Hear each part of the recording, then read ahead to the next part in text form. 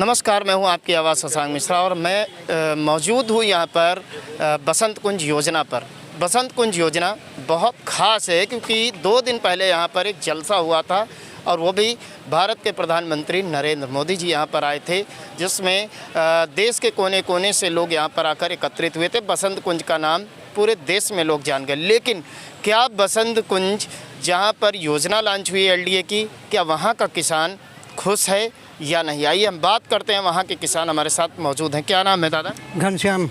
घनश्याम जी, आप बसंत कुंज से हैं? जी, बसंत कुंज ग्राम पीर नगर से। अच्छा, ये बताइए कि यहाँ पर बसंत कुंज योजना का लगभग मेरे जो सुनने में आया है 40 से 45 साल का मसला हो 46 गया। साल हो गए। 46 साल हो गया। तो क्या आप लोगों को अभी तक न्याय मिल पाया या नहीं मिला है। क्या दिक्कतें आ रही हैं? हम लोगों को सन 1981 में यहाँ की ज़मीन गजट की गई, 17 आने पैसे, 4 आने पैसे, 12 आने पैसे। वो भी आज तक किसानों का भुगतान नहीं किया गया पूरी तरह से। ज़मीन ले ली गई? ज़मीन ले ली गई ज़बरदस्ती करके, पुलिस फोर्स लगा करके, और खतौनी जो है ना ट्रांसफ़र कर ली गई। कैसे गुजारा हो रहा है आपका? अब मजदूरी करके किसी तरह से तो जीवन में यापन करना ही पड़ता है। प्रधानमंत्री महोदय आए थे यहाँ पर, उनके सामने आप लोगों ने ये मांग नहीं रखी? हाँ, वहाँ कोई जाने नहीं दिया गया। वहाँ तो सब बड़े बड़े वीआईपी लोग बैठे थे, किसान तो सब बाहर खड़े थे, लेकिन कोई ना कागज़ लेने वाला था ना कोई सुनने वाला था। कोई सुनवाई नहीं? कोई सुनवाई नहीं।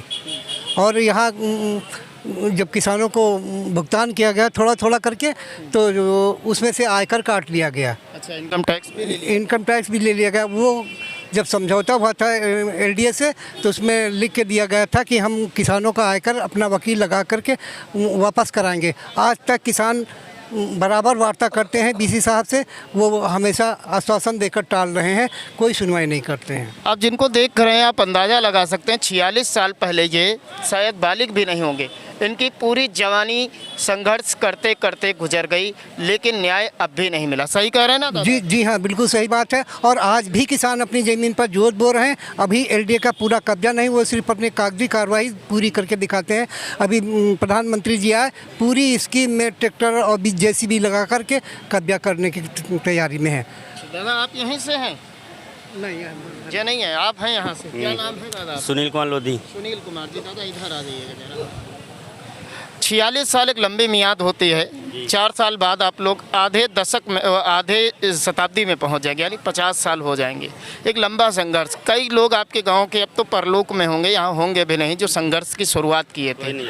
लेकिन 46 साल तक न्याय क्यों अटका? आखिर आबाद विकास और एलडीए दोनों मिलकर ज़मीन खरीद ली हम लोग की। उसके बाद एलडीए ने खरीदा, पूरी ज़मीन एलडीए ने खरीदा। उसके बाद हम लोगों का पैसा टुकड़ों टुकड़ों में दिया। कहीं 2 लाख दिया, कहीं 3 लाख दिया, कहीं 1 लाख दिया, ऐसे पैसे दिया। यानी जैसे प्रॉपर्टी डीलर वाले इसी तरह फंसा के हम लोग को पैसा दिया, जो पैसा हम लोगों का कोई काम में नहीं आया। पूरा पैसा सब बर्बाद हो गया। आज क्या स्थिति है यहाँ की? स्थिति क्या है? किसान मजदूरी करता है, यही पार्क में लगा है, घास कोई छीलता है, और कोई वो जागर्स पार्क में लगा है, कोई वो पढ़ना स्थान में लगा हुआ है।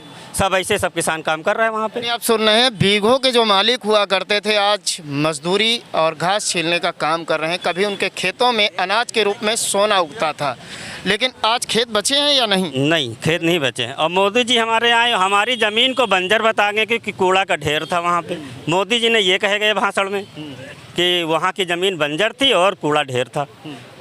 अभी अगर 25 बीघे अभी कब्जा कर लिया, जबरदस्ती कब्जा हुआ, 200 टन जबरदस्ती। होता।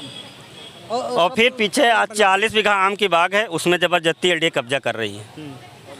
कोई सुनने वाला नहीं? नहीं, कोई सुनने वाला नहीं है। आपकी आवाज़ कहीं नहीं जा पाई? कहीं नहीं जा रही हम लोग की आवाज़। क्या करेंगे आप लोग, बताइए? हम लोग यही धरना और क्या करते हैं बस।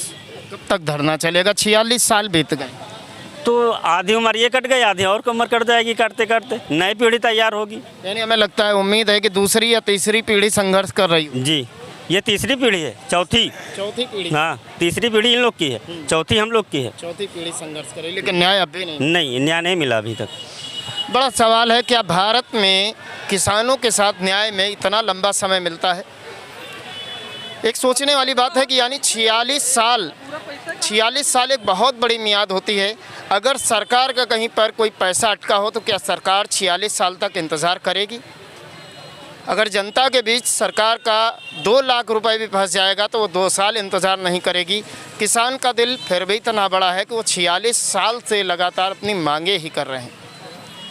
उत्तर प्रदेश के मुखिया जी, आपको और भारत के प्रधानमंत्री जी, आपको भी ये सोचना होगा कि किसानों को आखिर कहीं ना कहीं से न्याय देना पड़ेगा, अन्यथा जो 80 करोड़ लोगों को आप 5 किलो राशन बांट रहे हैं वो आप कहाँ से लाएंगे।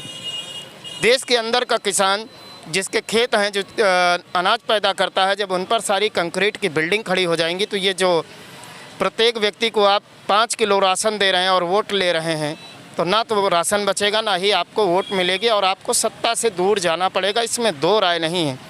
इसलिए आपसे निवेदन है कि इन किसानों की आवाज़ को सुनिए, उनके दर्द को महसूस करिए और जितनी जल्दी हो सके उतनी जल्दी इनको न्याय देने का काम करें, ताकि ये सड़क पर बैठने के बजाय अपने घर परिवार की रोजी रोटी की व्यवस्था में जुटे। साल में 365 दिन होते हैं, करीब करीब 200 दिन किसान इसी तरीके से भटकता रहता है। ऐसे में उसके परिवार का क्या होगा, उसके बच्चों का क्या होगा, उसके बच्चे की आप पढ़ पाएंगे। कई सारे ऐसे सवाल हैं जिनके जवाब किसान और देश की जनता जानना चाहती है। कैमरामैन राहुल के साथ मैं शशांक मिश्रा, सच की आवाज़, वेब न्यूज़।